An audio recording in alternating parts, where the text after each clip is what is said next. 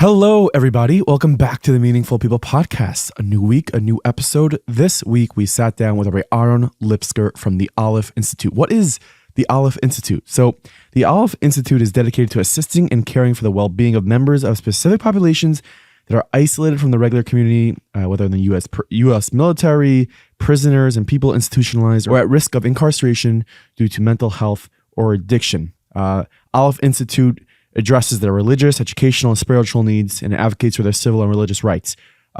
Something huge that Aleph also does is preventative. You know, they teach like, hey, listen, if you do this, you may end up in prison. If you do that, you may end up in prison.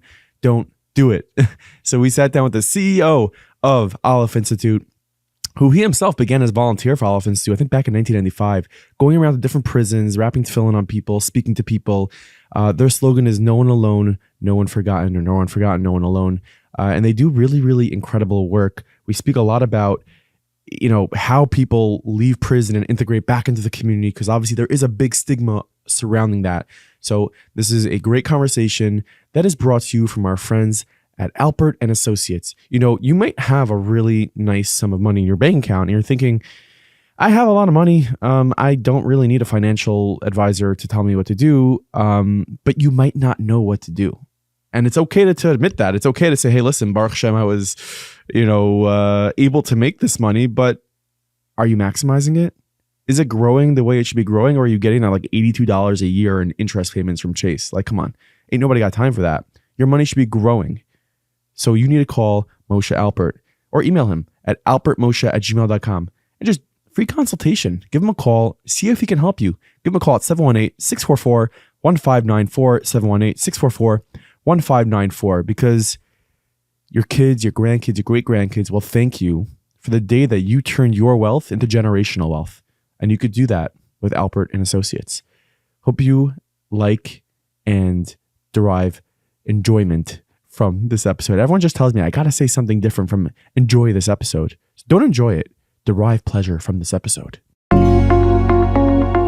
You are listening to the Meaningful People podcast. The podcast featuring our nation's most impactful, influential, and meaningful people. Alrighty. So thank you so much for joining us. We know you have a flight to catch. This is like our first podcast we're doing where someone like really should be in the airport in just a few minutes. And shout out to the boys here at Priority. Yeah, thank you for making this happen. Priority Healthcare. This is not our office. Yeah, okay. We had to be somewhere super close to the airport so that you can get there on time. And I appreciate. I thought this was your permanent setup. No, this is our neighbor actually. Okay. I'm next door. My office is next door, and our conference room was booked. Got it. Okay. So that's the whole background, you know? You could have packed up all this beautiful equipment and come and done this in Florida. That would and have been David, nice. right? David Gamza? Yeah, that would have been nice. Thank you guys. Something wonderful. I asked you right before we were rolling in this podcast. I think it's no better way to start an episode. I asked you if you're nervous. And you said nervous about what? I said about the podcast. And you're like, have you ever been to death row? So I haven't. But have you? I have. It was quite a few years ago, actually. That's when I first started with Aleph, because my introduction to Aleph was working as a volunteer. This time of year, during the summer, we have students, Bachrim, volunteers who travel the country and visit as every prison in the country wherever there might be a Jew. For many instances, people don't get visits, or when it's just a single person in the middle of Texas somewhere. Sometimes it's challenging to get there, but during the summer we take the opportunity to have these volunteers travel the country, and that's how I started. I volunteered for 6 weeks. When you were one summer. How old? I was 21 years old, and you were visiting different prisons. 25 years ago, and I was visiting. We divide up the country into routes, so I partnered up with another young man. And we visited all the prisons in the state of Florida and many of the prisons in Georgia. Every single one. Wherever there was a Jew located. So we visited about 115 prisons that summer. Wow. And you just start all the way down south and kind of zigzag up the state. Federal prisons, county jails, state prisons, and every level of custody, every level of, of situation in between. And that summer, at a place called Union, the Rock is what they call it. There was a Jewish man that was incarcerated there on death row, and we went to visit him and spend time with him.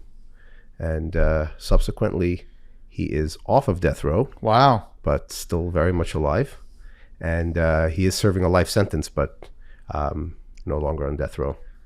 Was that the results of Aleph's efforts? That was the results. There were some laws that were passed. There was a period of time where there were certain convictions where it was without juries, a judge. So certain of those were overturned to life sentences.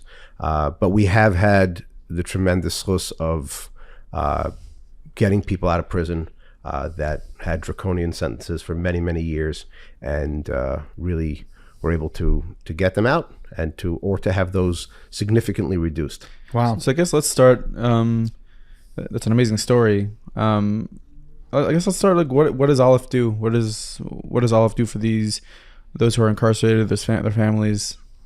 Okay, so Aleph was started back in 1981.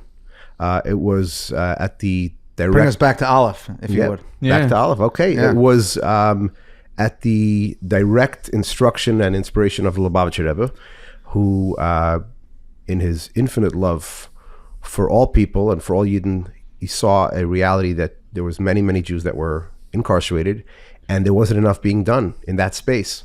And in fact, Rabbi Shalom Lipskar, who is my uncle, is the founder, still the chairman of Aleph, and he started Aleph in one prison in Miami back then. And in fact, I'll tell you a very interesting story of how it grew, and grew very quickly. So he would visit the men's federal prison once or twice a week. And he took time as well to meet with the family members, and he would meet separately and then together. And this group started to take a keen interest in wanting to do more, learn more about their Yiddishkeit, more about their Judaism. And as time went on, this group decided that they wanted to start to keep kosher. And he approached the warden to ask for kosher. And as the story goes, this warden was not very friendly. And he decided that not only was he not going to give them kosher, but what he did was he took this group of 20 Jewish men that were all in prison in Miami, and they do something which is called like diesel treatment, diesel therapy. What it means is they redesignate them to prisons all over the country. And instead of just transporting them to the next prison, sometimes they could be on a bus for weeks at a time, day in, day out, meaning shackled in a bus. They'll stop over, sleep over in a county jail, end up in a state prison that has a contract somewhere, until they finally get to their destination. It could be quite a number of months. And what happened was, as this group was traveling the country, basically stopping in all these different prisons, they encountered other Jews that were incarcerated in these other places. And they said, well, if there's a rabbi in Miami that if you reach out to him, he will help you. And so within a very, very short time, from this one prison, there were literally dozens and dozens of prisons that were, and hundreds of people that were reaching out and asking for assistance. So this warden that thought that he was going to break up the spirit of this group, and in fact, so it's not just, and it's the Jewish men that were there themselves. That's how Aleph started and grew. There's many reasons why it's called Aleph. Obviously, Aleph is the first letter. Aleph shows the way. Aleph is what they call a Wegweiser. And the idea was also because in those days, certainly... Sponsored by Nissan Pathfinder, by the way. There you go. A Wegweiser. Yeah, a Wegweiser. What is that? A Pathfinder, that's the name of the car. Wow. Didn't know that. So I can tell you that back in those days, it was a lot more difficult. Communications were more challenging. And it was also a very hostile environment. And when you think about some of these prisons, they are very, very difficult, dark places. And in some places, if you imagine that there's one or two Jews that are in an environment of another 3,000 or 4,000 other inmates, it could be a very challenging, very dangerous place. And when we thought about, the idea was, what is the right symbol? What does a Jewish person identify with? Of course, a Magen David, a menorah. These are all standard Jewish symbols. But an Aleph, who knows what an Aleph is? An Aleph, if you went to Cheder and you learned Aleph Beis, you know what an Aleph is? And it's bringing it back to the roots. So you ask me what Aleph does. Yeah. So I will share with you. And it's hard to encapsulate just in a few minutes, but I will do my best.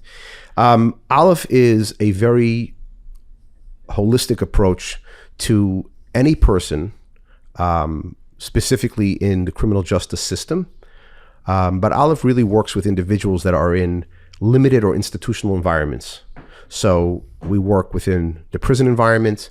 We work within, at a point we were working with hospitals and other types of elderly facilities and elderly care. But the focus really was the prisons. And we also have a separate division that is for the U.S. military. Aleph is one of the predominant endorsers of Jewish chaplains in the U.S. military, and also servicing the needs of Jewish men and women serving and stationed all around the world. So when it comes to the criminal justice aspect of what we do, there are programs and work that we do pre-incarceration. We work with the court systems, not only to provide alternatives to incarceration, to actually prepare, work with the attorneys, and go into the courts and present to the judges opportunities and options to limit the prison time, or to, have a non-custodial sentence, to be home, or to be in a halfway house, things of that nature. To rehabilitate as opposed to incarcerate. Absolutely. Well, the whole point of corrections is what it's called the correction system, but unfortunately, sometimes gets lost. There isn't much correction going on.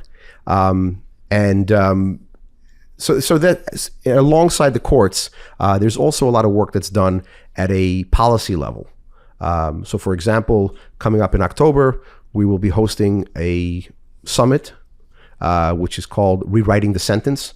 Our more recent summit was right before COVID. We had it at Columbia Law School. It was attended by over 300 prosecutors, judges, lawmakers, lawyers, and the conversations there, which are very well attended and very well prepared panels, are really talking about the bigger issue of the incarceration issue in the United States, criminal justice reform matters, and of course, talking about the sentencing guidelines. So there's work being done both at the level of judicial outreach constantly, education, working with different districts to talk about these opportunities, and then actually implementing them for individuals. You had mentioned, sorry for cutting off, you had mentioned that at the Rebbe's guidance. So I'm curious, what did the Rebbe say that was the marching orders for the Aleph, the inception of Aleph? So as I mentioned, it was Rabbi Shalom Lipskar who founded it, and he was actually in New York, and he was attending the Rebbe's Farbrengen. And before Shabbos, the Rebbe had told him or indicated to him that he was looking at some different things that he was going to do. And the Rebbe said that the Eibishter is going to, give you a machshava teva, give you the right thought of what you should be focusing your energies on. That Shabbos, by the Farbrengen, the Rebbe spoke about the concept. He said that it's a beautiful thing that Jews go out into the street and we seek out other Yidden to put on tefillin with them, to be makar of them, to bring them closer. But he said there is a whole group of people that is simply sitting and waiting for somebody to come to them. And the Rebbe said he had spoken about it times before, and nothing significant was done. And at that time, Rabbi Lipskar was there. He heard this, and the Rebbe spoke about the idea of people that literally all they have is their time. That's what we call it, serving time. But the types of programs and education and opportunities for rehabilitation and for keeping families together, there just wasn't a framework for that. And through that talk, he then responded to the Rebbe that was the idea that he heard, and he took the charge, he took that mission, and the Rebbe gave it tremendous support, tremendous chizuk. In the many instances that he would visit the Rebbe, whether it was by dollars, by Kosh Baruch Hu, whatever the interaction was, it was more times than not that the Rebbe would talk to him about Aleph and find out everything that was going on. The Rebbe supported it both personally as well as through the funds that were controlled by Machne Yisrael. But in fact, in the early days of Aleph, the Rebbe wrote a personal check for $3,000 Really? To Rabbi Lipskar, and he wrote 1,000 was for Mitzvah Pesach, 1,000 was for Mitzvah Tefillin, and 1,000 was for Shar and Yonim. And he was personally invested in this work that was being done. So aside from, I started with the alternative sentencing only because that's kind of the beginning of the journey. Obviously, we try to get involved and connected to people as soon as they are indicted, as soon as they're alleged to have done something wrong, that they will face the criminal justice system. So we can actually try to guide them and help them and walk them through this process as best as possible. So aside from that, we then have a very, very long list and host of services and programs that we provide inside the prisons, whether it's educational programs, visitation programs, pen pal programs, financial assistance, commissary programs, because for many people, they're completely destitute. And even for the simplest needs, we help and give them these small stipends on a monthly basis. We have programs called the Yeshiva in Prison, where we go into prisons for several days at a time, 3 days at a time, with a group of students, of rabbis, of teachers, of professionals, and we literally spend all day in the prison learning together, davening together, inspiring, and even just bringing some of that humanity and that love and support. We just concluded a program last week at the FDC in Miami, which is the Federal Detention Center, and we had a nice group who had the opportunity to come together and feel loved and feel cared for in a difficult, dark time. I know that the U.S. judicial system, for some reason, is an outlier in the international and the global landscape, where I think we incarcerate more people statistically than any nation on the globe. And I'm wondering, like, within your total addressable market, like how large is this need that you're addressing? So first of all, I think the statistic that you're talking about is that the United States is like 5% of the world population and has 25% of the world's inmates or prisoners. So I think that's the statistic. This problem is there's a tremendous need. There's a tremendous need for it. Certainly for those that are benefiting from the services and the work that we're doing. A tremendous amount is just keeping families together. You asked earlier about what do we do for the families. There is nothing that we don't do. And especially understanding the sensitivity and the strain of this type of process, we are there to support them, because the challenges also are that, statistically speaking, when a person goes to prison for a year or more, the chances of divorce are well above 75 to 80%. Wow. Now, how that affects our communities might be a little bit different, but the challenges and the difficolties are something that are very, very real. That's in the Jewish community, that number? No, that's generally. That's generally speaking, okay. Yes.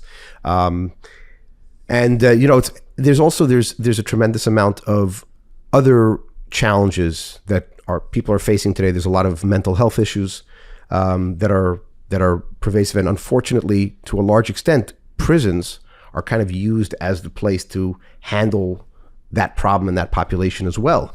And the challenge with that is that a person who really has a deeper problem or an addiction issue can very easily find themselves facing a very, very lengthy prison sentence, because they might become a repeat offender because they're not dealing with the root problem of what they're going through.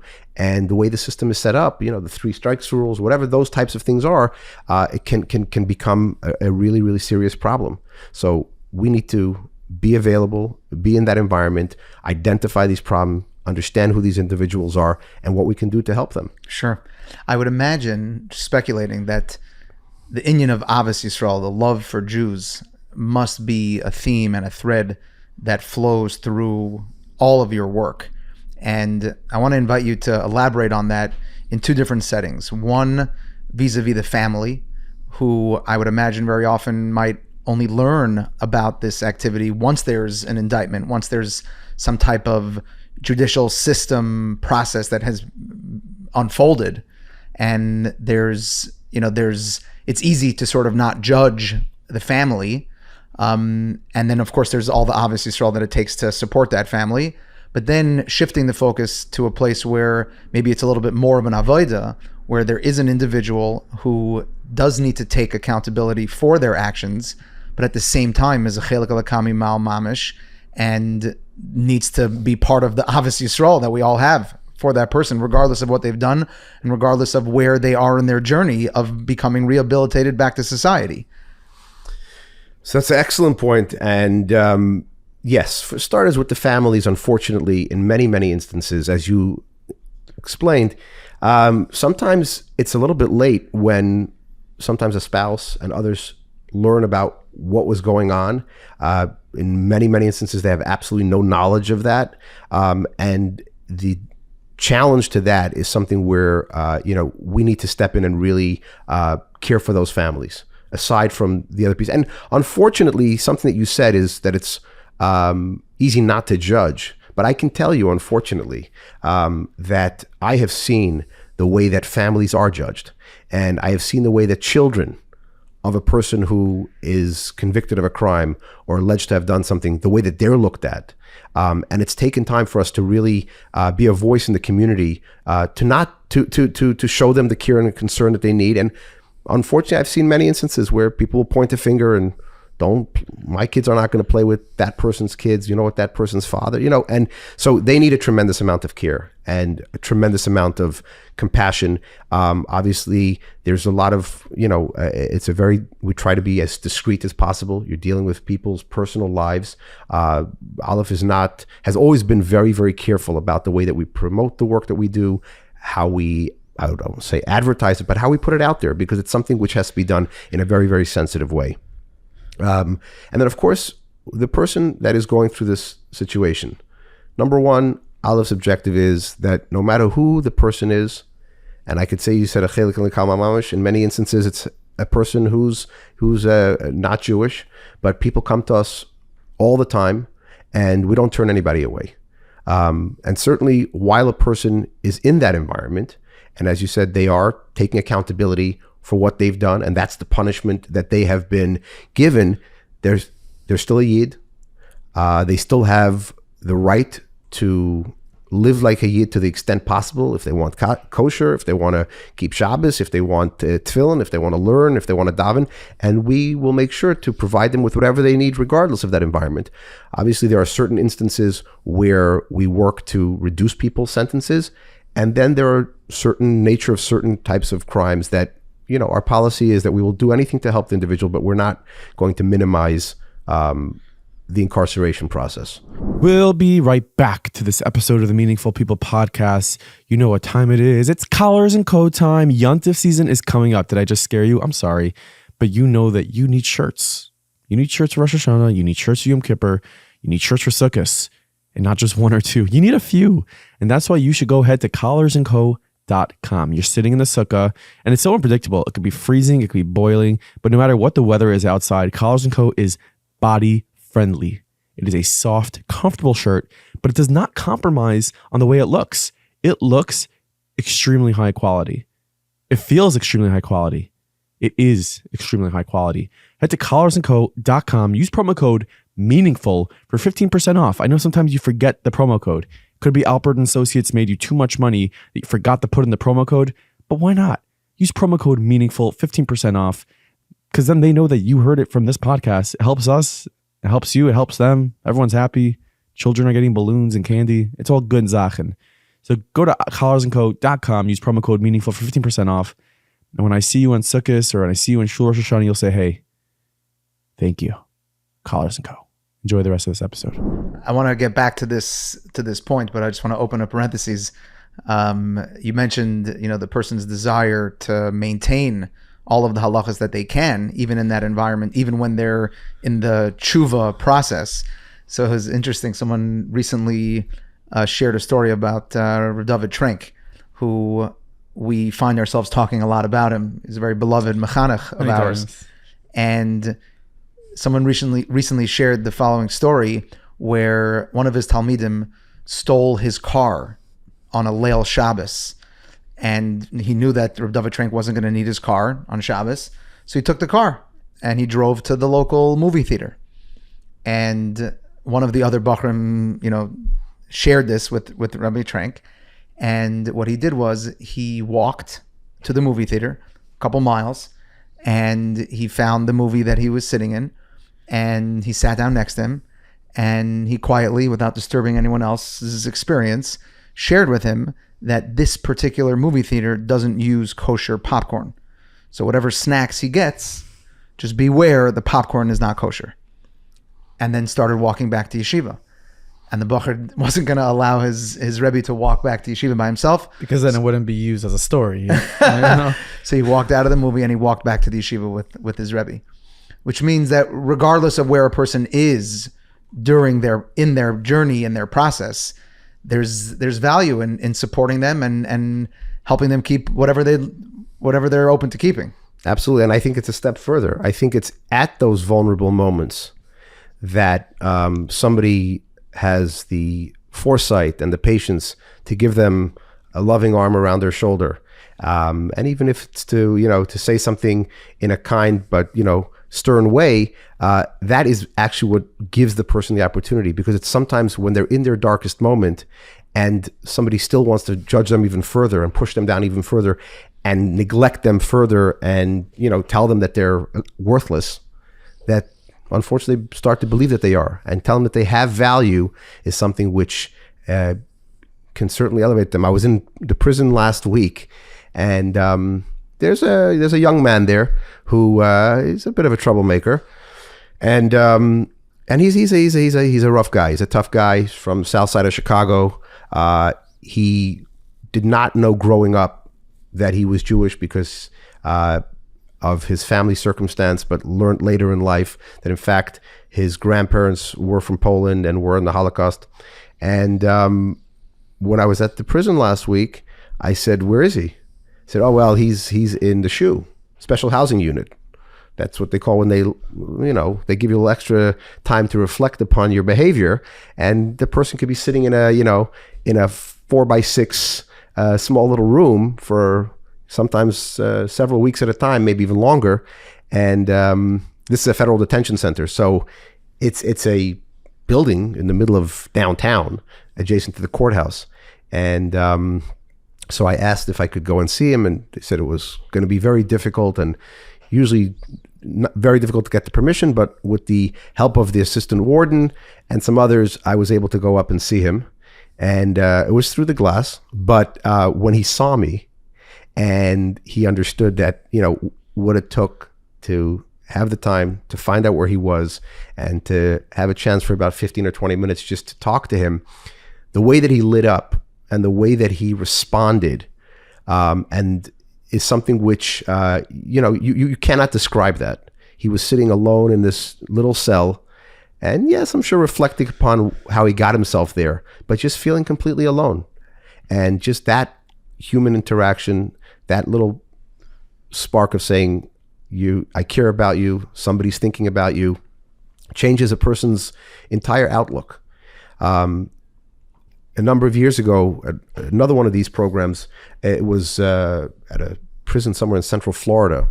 And the way it works is, this was a low security, sometimes it's a camp, this was a low security prison. So that means it's behind the wall, there's the barbed wire, but it's usually a very big compound. The way many of the federal prisons are designed are the same. You have the housing units all the way around the perimeter. The center is usually, looks like a big field. And then on the inside, you have all of the services, religious services, chapel, store, commissary, whatever it is. And then certain buildings are for the chow hall. And the way it works is that on the compound, there's no movement. The center of the compound is empty.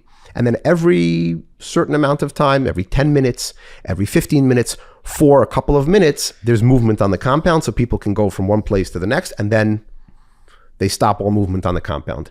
And this group that we're actually quite a big group, considering we had about 15 participants plus all the boys, and had been there for a few days already, and it was the men that were there were enjoying it very, very much. For the vast majority, did not grow up with any sort of Yiddishkeit or any background, but everybody got to put on tefillin every day and learn about it. And we brought tzitzis that we handed out to everybody. And they were all very proudly now wearing their tzitzis on top of their prison uniforms. And we had permission to have a meal at a separate time than the general population, because we said it was important to teach them also about brachas and kosher and every aspect of the day. That's why we call it a yeshiva prison, to be completely immersed and understand it. And I'll never forget just walking through so we had permission. So here you have this group walking through the middle of the compound, and there's a few thousand other men and prisoners that are there watching from the side. And we were walking through the middle. Talk about the chosen people. And then right before we got into the place where we're going to eat, somebody came over to me, and he had not wanted to participate out of whatever the reason was, shame, embarrassment, whatever. He saw this spectacle, and it touched him so deeply. Of course, he then did participate in the program, but subsequently he's out of prison, and he's a person that has completely transformed his life, his connection to Hashem, his Yiddishkeit. He's made a family, and lives a frum life today. And it was all from just that one moment of us walking through, and his reaction was, somebody cares. Wow. Somebody's cares enough to show up and do something to make me feel. And he didn't even participate initially in the program, but now it's something that, and that's why we can never discount what that one moment might be and how it might impact an entire generation to follow. I want to highlight, you had mentioned in the previous story that this particular Yid grew up in the south side of Chicago. So for anyone that's not familiar, I think I read in Freakonomics that the environment in south side of Chicago is such that you are more likely to die in a gang fight than you are on death row in certain states. This young man, let me tell you, I mean, he was... Right? It's freakonomics. Let that sit in for a second. So he is. He told me, and he was... listen, I know him, and he was telling me stories about what he's gone through in his different stints in prison.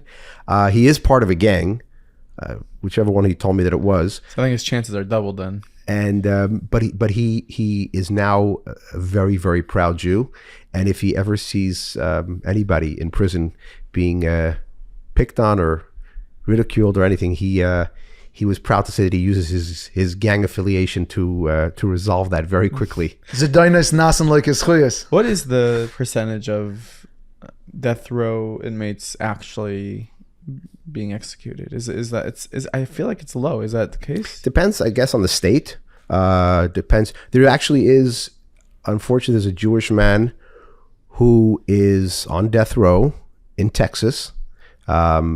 They actually gave him a date for his execution, which is going to be on I think on Hoshana Rabbah this year.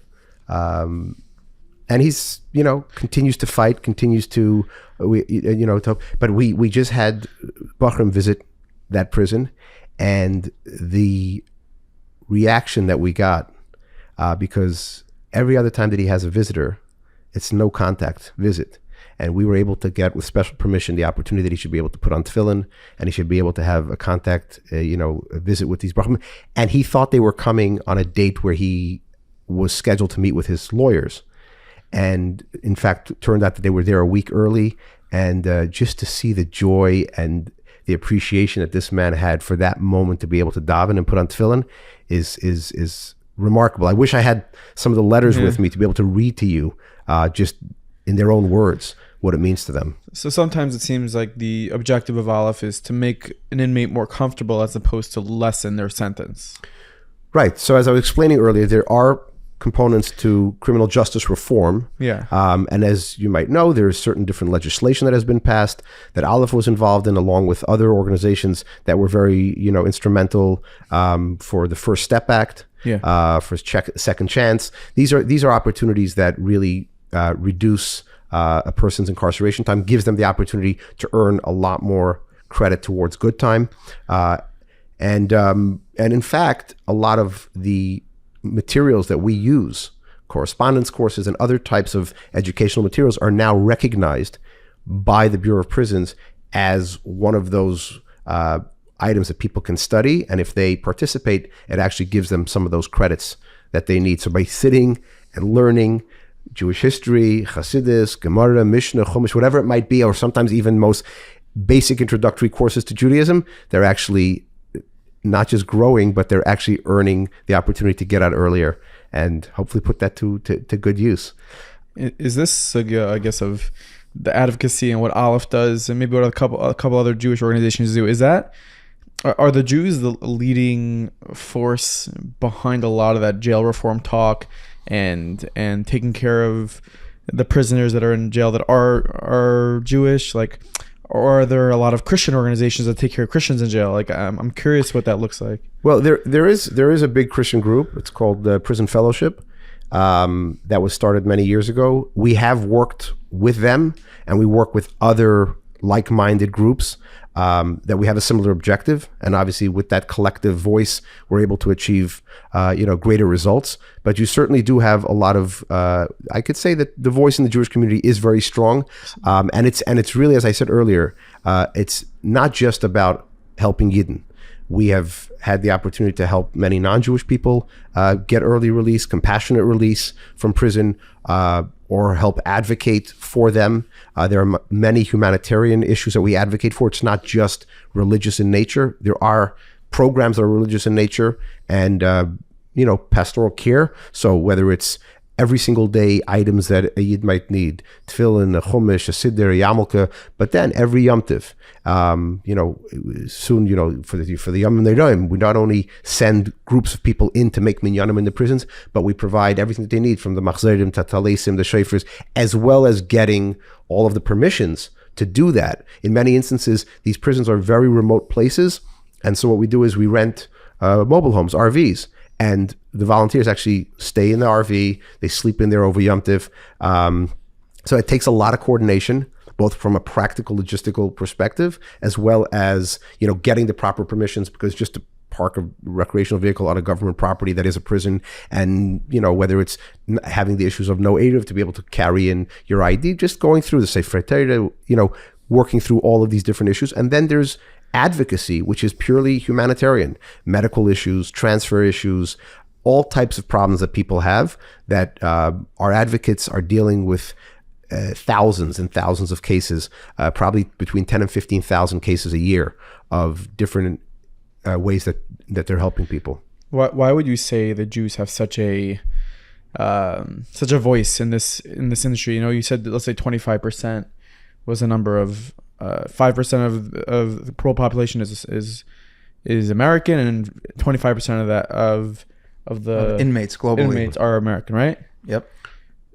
Of that percentage of the 25%, how many of those are Jews? Probably very, very few. Very few. So my question is, like, you're from a Yid, Hasidic Yid. How do you find yourself doing something where there are not so many Jews in prison in regard to the larger number? So how do the Jews have such a large voice? It's almost like it's out of place. I think there is a concept of pidyon shvuim that we all grow up knowing about from the time that we're small children. And it's something which there's many different forms to pidyon shvuim. Obviously, maybe what it was in the past is different today. But there's less bribing today. Yeah. But I would say that, look, hopefully, our job is to be a light unto the nations. Our job is to be there for our brethren when they're in their darkest moments and going through their most difficult time. Looking at the way the prison system is set up and the need for valuable tools to spend their time. That was just so sorely lacking, which a lot has changed, but that has taken years of work. And that's really what inspires it. And then once we're in an environment, our opportunity to help any human being is critical, both because it helps everybody in that environment. Tzedek tirdof, you have to pursue righteousness, and certainly if we're talking about in a criminal justice system, it's critical to have a voice there, and that's really what inspires it.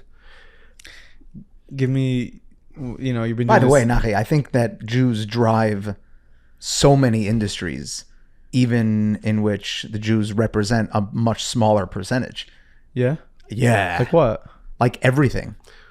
Yeah. Well, it's, I mean, like if you're going to say like, oh, the Jews created ways like technology wise and so many people are benefiting it more than Jews. But this is different. That there's like a specific issue. And as Jews, like we're Jews, we take care of each other.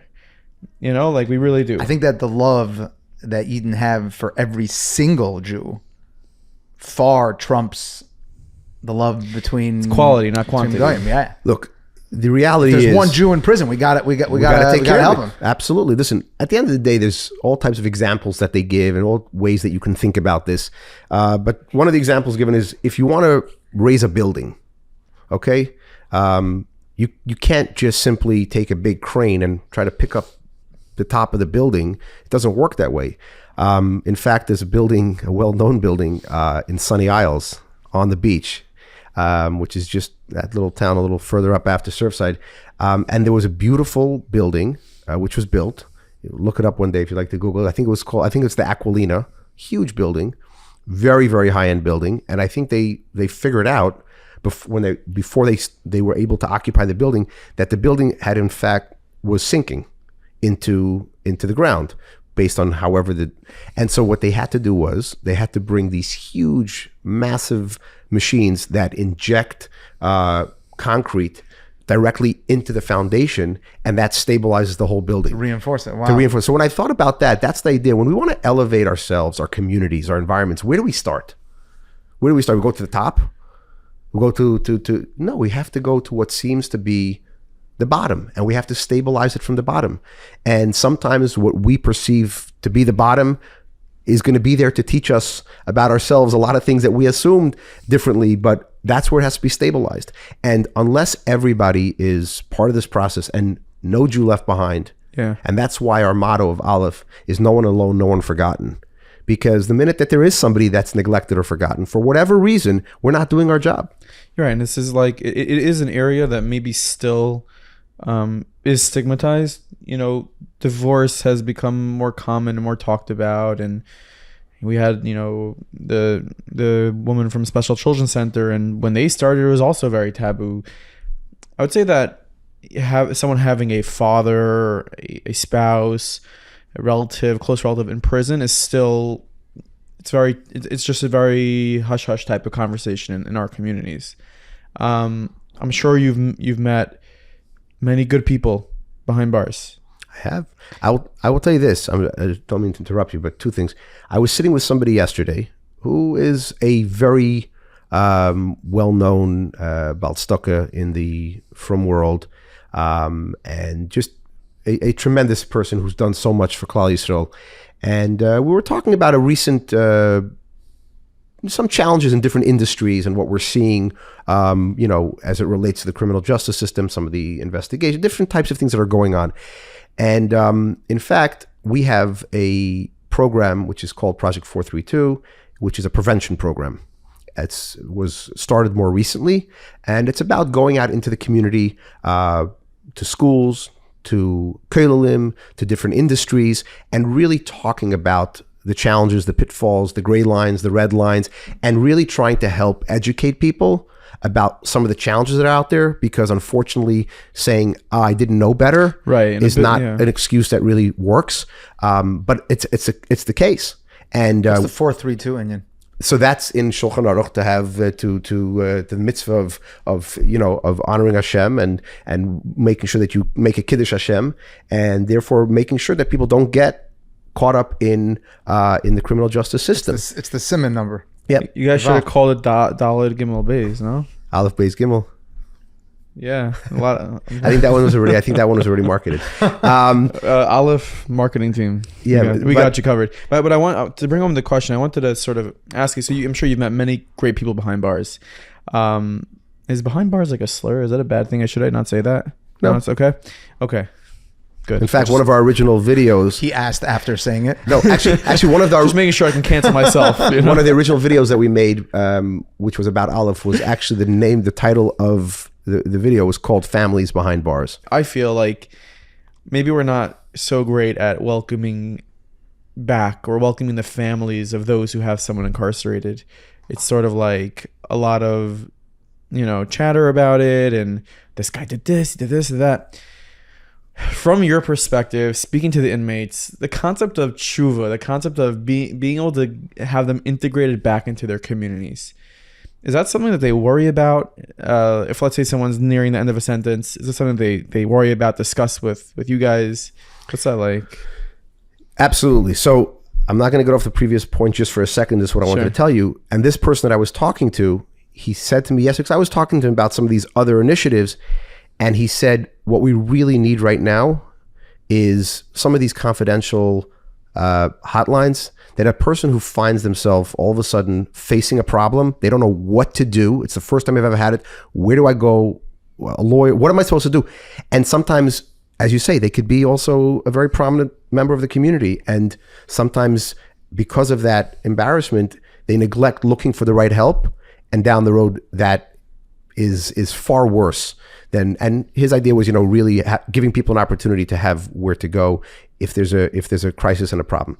Which is brilliant, by the way. I just want to highlight, I know you're in the middle of like two questions. And I'm about to jump in and make a third. But I just want to highlight what you're saying, because I would imagine that so often people who just out of ignorance don't know what to do, and they don't know where to turn, and what they end up doing is just making it worse and worse and worse. Absolutely. Would you say, though, that the prevention that you guys work on, before I let you answer Momo's question and then answer my question from before, and then I'll answer your question in the future, would you say that the prevention that Aleph does is educating in schools and kolim about like that conversation you just had on your WhatsApp chat is completely like, if you do those things that you said about not paying taxes and doing it, that is illegal. That is something that's called tax evasion. This is called fraud. Like, is that the type of prevention you have, or is it once they're already in the sakana? That's exactly what the prevention is. If it's in high schools, and we just did a round, we had recently about 650 students that receive these courses, and we're working on developing course material. I guess the fundamental concept is dina de malchus dina, and following the rules of the land. Yeah. Now, whether you think there's nothing wrong, nobody got hurt, there's no victims over here, but the reality is that these are the laws that we are governed by, and teaching people that sometimes even the simplest thing that many people don't even think about, putting down income on a credit card application, which is more than you actually earn, that is illegal. And, that is something that could get you in trouble. A lot of people just got really nervous. So the idea really is just to make sure that whatever you're doing is real. And more importantly, if you don't know, ask and find the right person does. And that's why in many different industries as well, what we try to do is we bring industry leaders, or sometimes people that have made those mistakes, to come in and speak about those mistakes and to caution their colleagues who are in that particular industry against these different pitfalls. And I've seen some of the smartest lawyers get themselves into all types of problems, business people who, can understand the most complex things within these environments, but sometimes overlook certain little things. And that's what the prevention is all about. Because it does, to save that heartache and to save those families. Coming back to your other point about the families and about reintegration, we do have a program called reentry when people are getting out. For many, it's simply about having what they need when they get out, whether it's a place to live, a job, an opportunity to actually become a productive member of society. Unfortunately, the system doesn't make it easy. Because once a person has a felony, there's all types of restrictions and challenges. Getting a job is like having a bank account. Really? Having a bank account, having a credit card. Most financial institutions will close every account that a person had, and they will not have anything in their name. So there's a tremendous amount of these challenges. As you say, and that's why there is a big move about ban the box. Ban the box is talking about big employers who no longer put on the job application if the person is previously convicted of something. And there are, as I said, major employers, I know Walmart, others, the big ones that were really behind that, because it really, the restrictions that are placed on somebody when they have to put that information makes it very, very difficult. But Yeah, but also generally coming back into the community and into the society, for some is easier than others. For some, depending on what their family situation is, some have a lot of support, some have very little. And it's really just starting over. And that's why what's so important about the family programs is keeping them connected, making sure that we have programs where we take the spouse and the children who can't afford to go and make sure that they go visit as frequently as they can, making sure that they have productive, healthy environments that they find themselves. For example, right now, we have many, many kinderlach who would not otherwise be able to afford to go to summer camp, who are in summer camps, overnight camps, day camps, with all the needs that they need provided. We have wonderful people who help support that, whether it's buying them a duffel bag and getting the packing list from camp and make sure that they have, their all the needs that they have, or their airfare or the tuition for camp. Because if not, these kids are left to their own devices. And unfortunately, statistically, and I'm not going to say necessarily in our communities, but statistically, a child of a person who's incarcerated is more likely to end up going to prison and being an offender. And that's for everyone who's incarcerated. There's no barrier there between what type of crime it was. Generally speaking, that is a statistics that we've found. Sometimes it's not as simple, but sometimes the concept that the father, the breadwinner, sometimes it's the mother. They're no longer there. And these children are left to figure it out, whether they end up with other family. However they're being raised at that point, it's not with the same level of parenting and supervision that they would have. But you said, coming back to your other point earlier, I'll ask you, when you say... How many points did I make? I made a lot of points today. What is love? What is true love? How do you define love? Momo? This is like a Momo question. How do we define love? Yeah, what would you say is true love?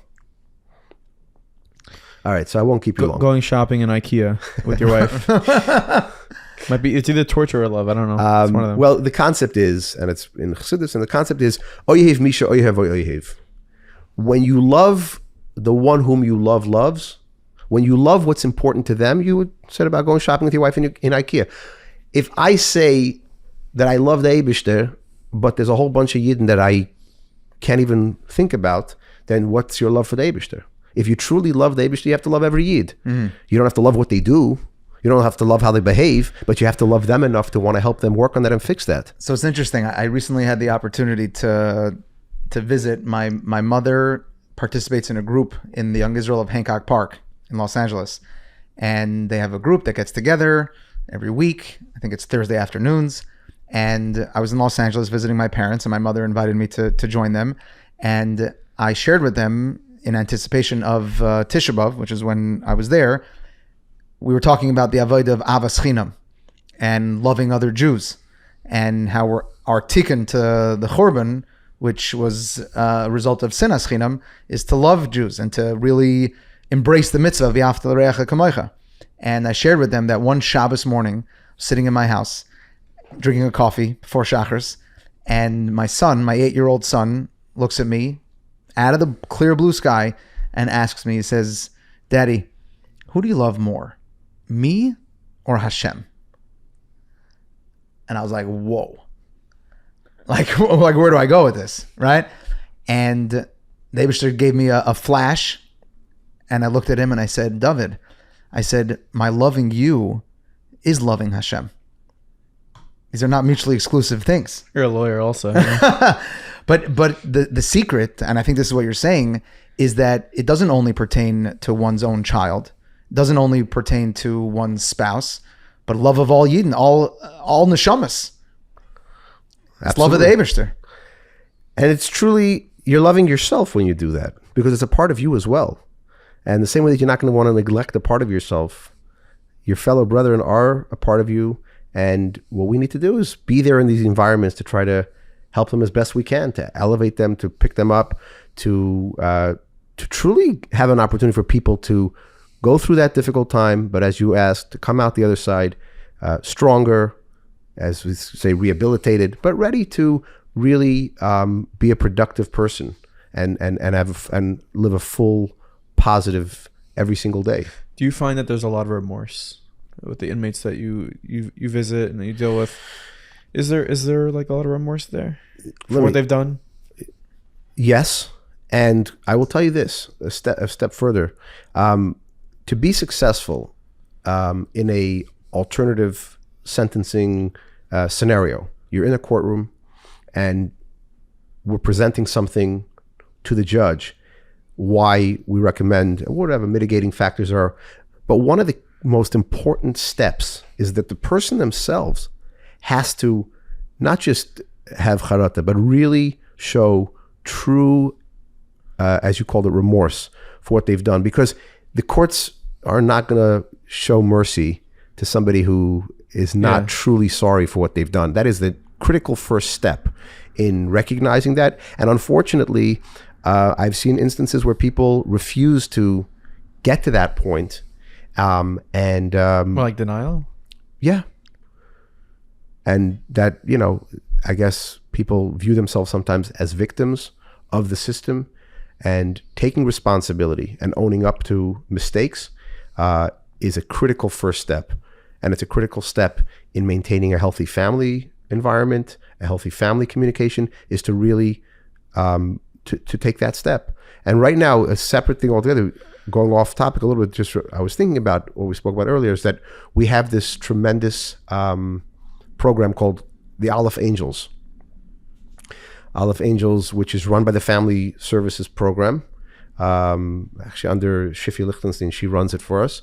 And we have quite a few interns who, on a weekly basis, there are a few hundred spouses, family members that are being taken care of in the Angel Program and have a place to communicate, have a place to feel loved and supported and cared for.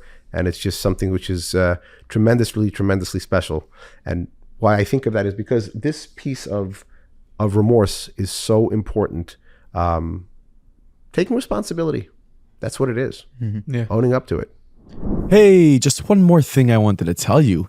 You can head to speakpipe.com/meaningful minute and leave us a voicemail, and maybe I will play it here on the intro or in the outro of this episode. We love hearing your feedback. We love hearing your advice. We love hearing what you have to say about a guest or about someone maybe we should have. So head to speakpipe.com/meaningful minute, record away, leave a voicemail, and would love to hear from you. And of course, if you see what I'm wearing right now, Be Kind sweatshirt. We have our tailor-made sweatshirts. We have our Be Kind swag. Head to meaningfulminute.org and make sure to pick up one of those today, because they're almost sold out and you might want one, or your kids might want one, or maybe it's a perfect gift.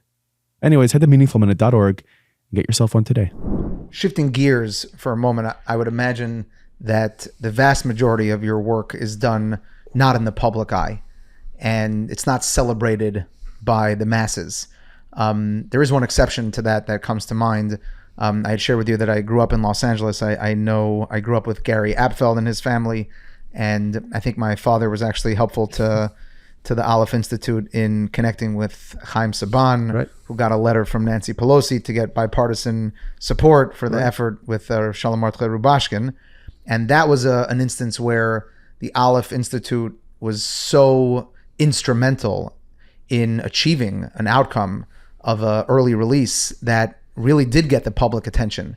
And I'm wondering, from your vantage point of leadership, how that whole episode went down. Listen, for starters, it was obviously a very high-profile story to begin with. And certainly, as was attested to by so many who are connected to the legal system, that it was just a complete miscarriage of justice.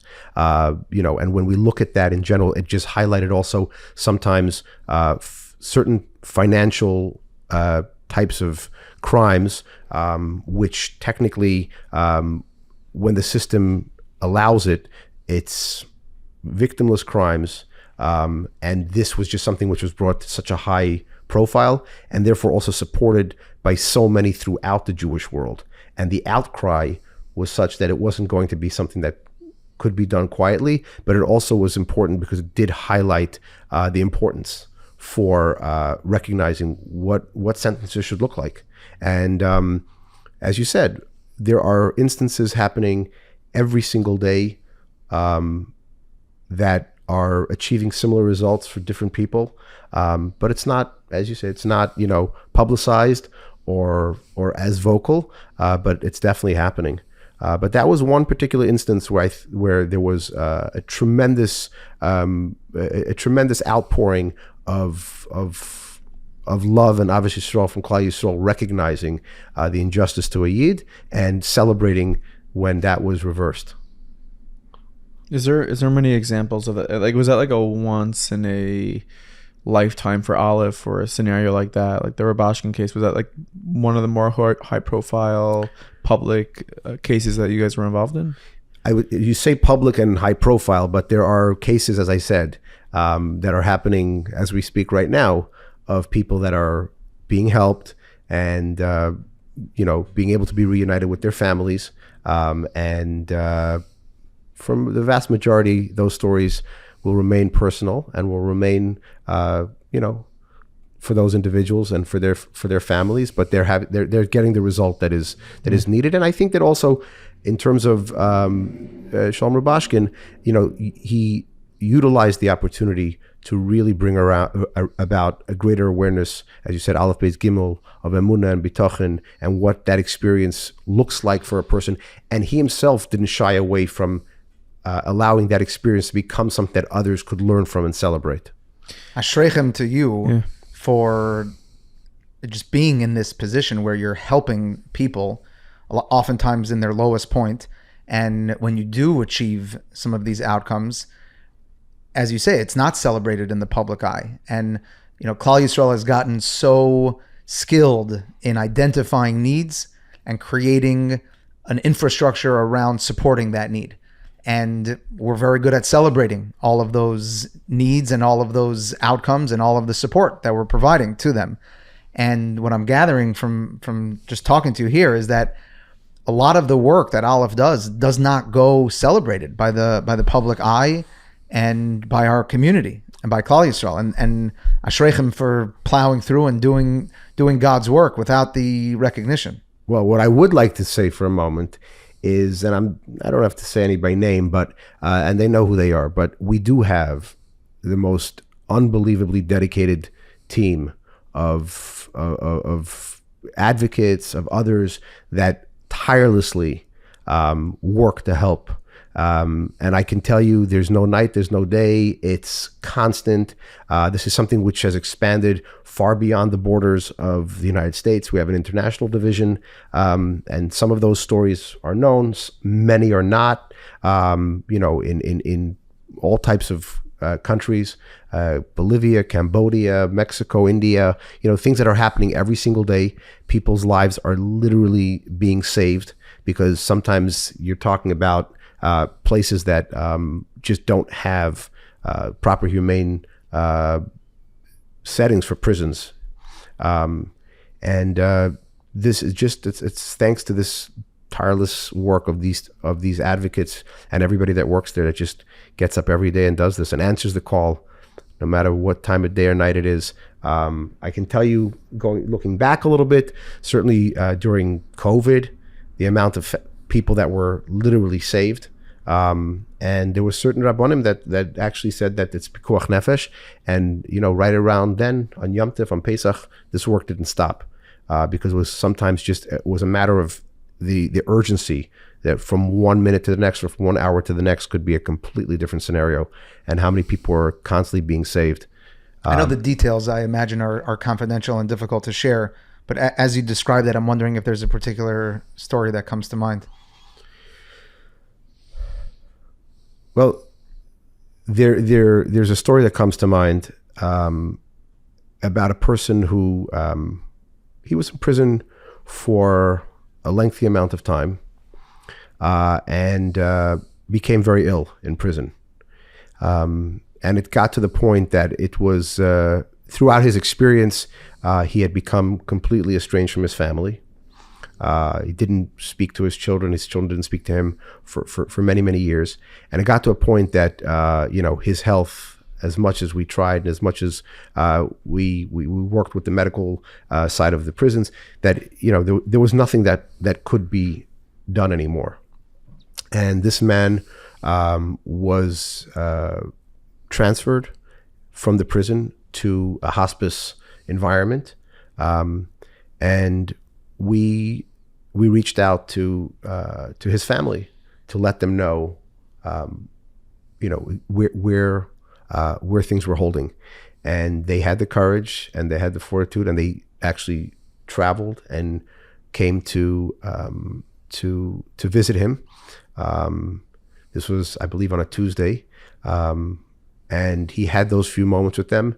And by the next morning, his neshama had returned to the Eibishter, but he had told the main nurse once everybody had left, and she shared it afterwards, how he felt that throughout all this pain, whether it was the illness, whether it was everything that he had done to everything that he had gone through, he could close his eyes and return his soul to God, knowing that he was not in pain anymore. Wow. And it's this type of work that just is relentless, and it's environments which they don't know is the standard answer, and just a question of constantly going back, revisiting the issues, finding other ways to do it, and just being relentless till we are able to get the results that are needed. You must have visited thousands of prisons to this day. Is there a specific encounter or event that is especially more meaningful to you that took place? It's I would say yes, but the reality is, every time you visit, it's a new experience. Each one of those experiences is unique in itself. You're dealing with a person. You're dealing with an individual. And at that moment, that's the whole world. And that's how I view, every time I go into a prison, or every time I have that sort of interaction. Of course, there's going to be others. I mentioned at the onset that I visited a death row. That's a very, very, very jarring and very different type of experience, to go into a prison of that level of security, and certainly with a person who's spending 23 hours a day alone, and just the whole environment of going into to visit, and the guards, and every aspect of it is very, very jarring, but a tremendous opportunity to help somebody and to be there for them. What's the mental situation, a mental status of somebody who's on death row? What's that like? Do they think it's going to actually happen? Are they, or I don't know, many people have been up close in those situations, and you have, so I'm just really curious about that.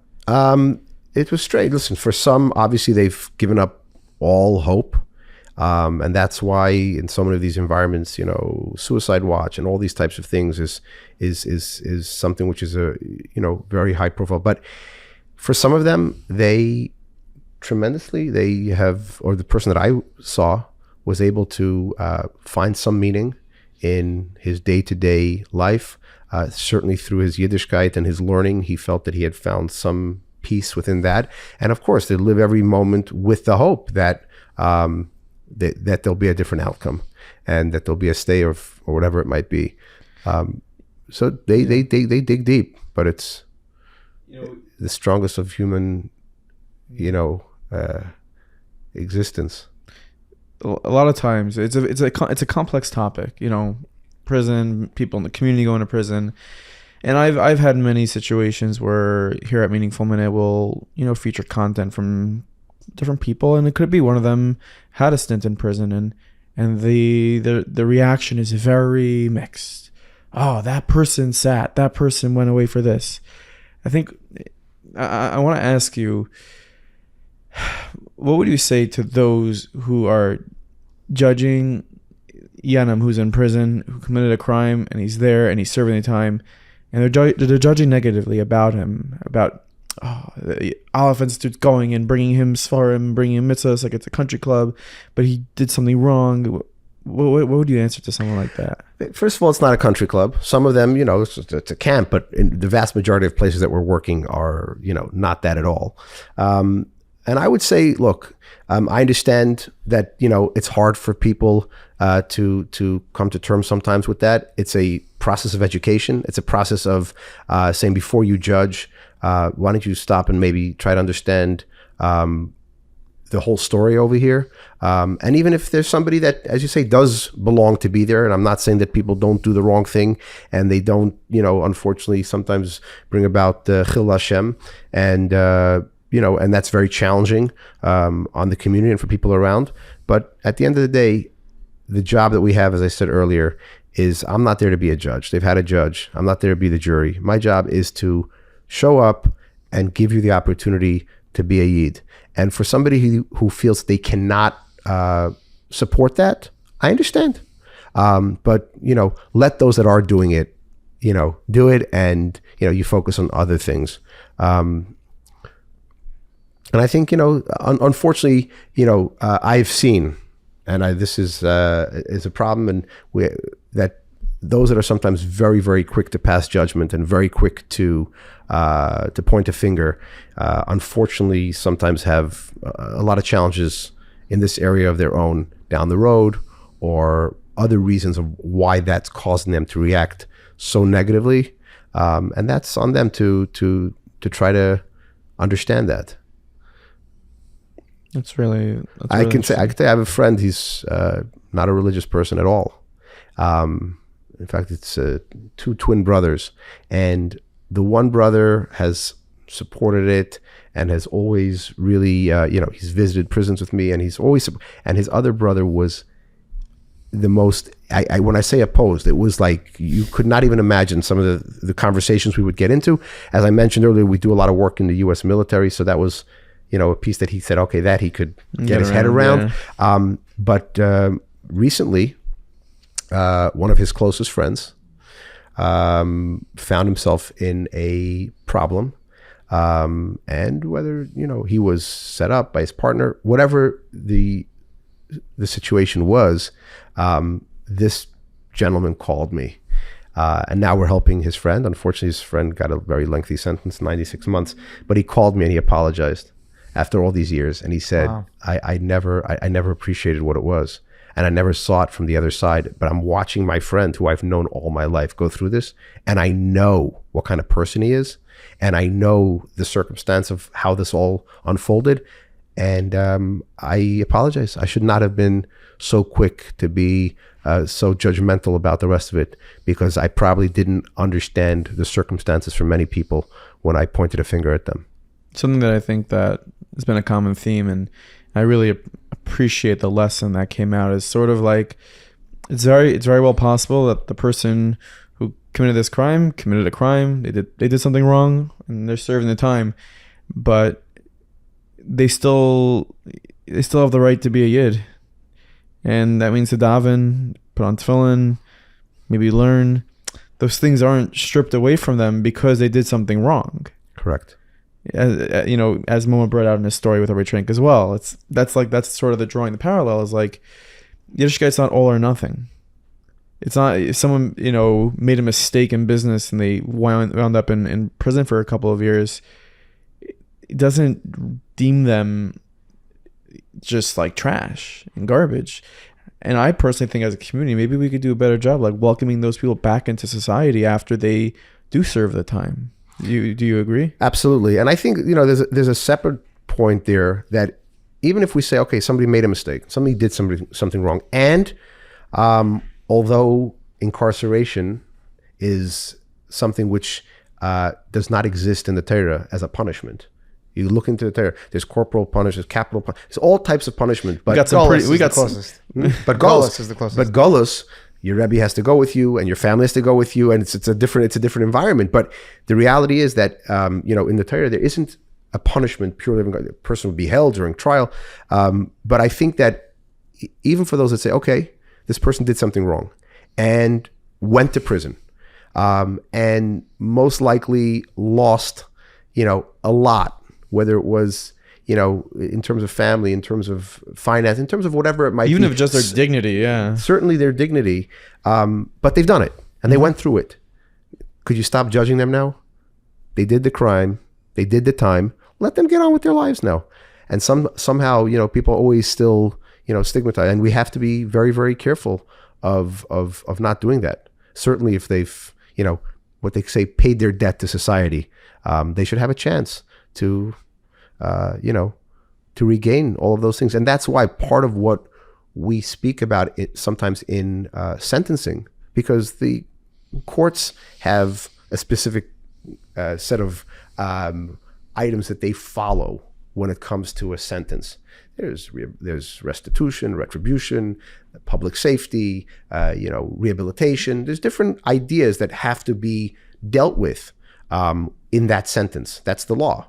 But there's some things that only in Torah you talk about them. We talk about boishas, when you talk about embarrassment, when you talk about a person who, simply having been, an upstanding person in the community going through this, that how do you put a value on that aspect of his punishment that he's already facing? Sometimes we'll say the pain that this person, the shame that this person has gone through is such a punishment in itself.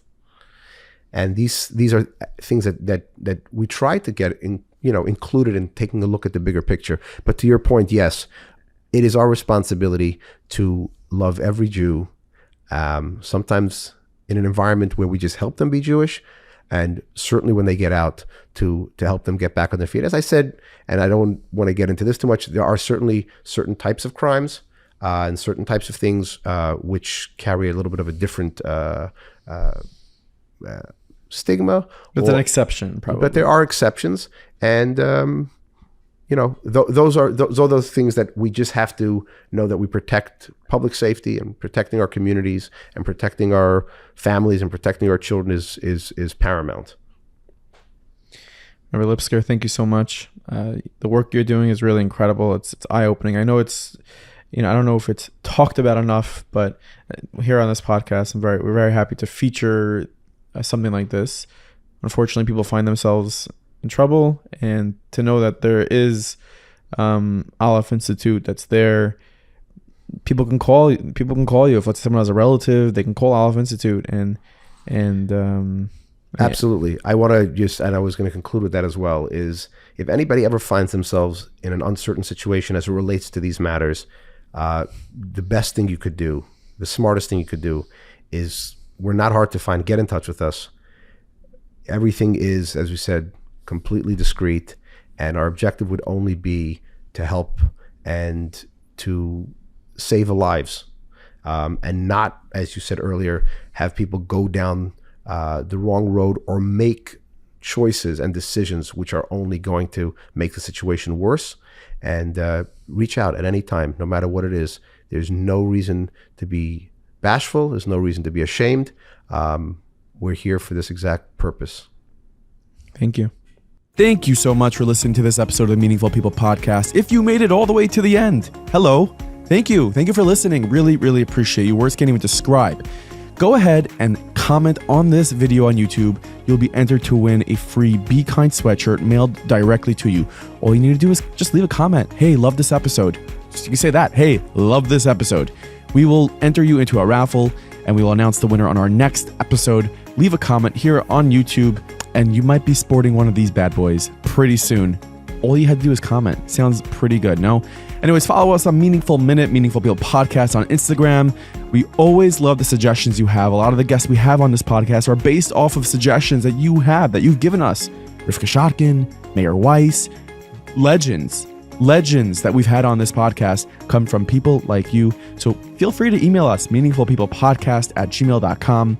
Look forward to hearing from you. Have an amazing week.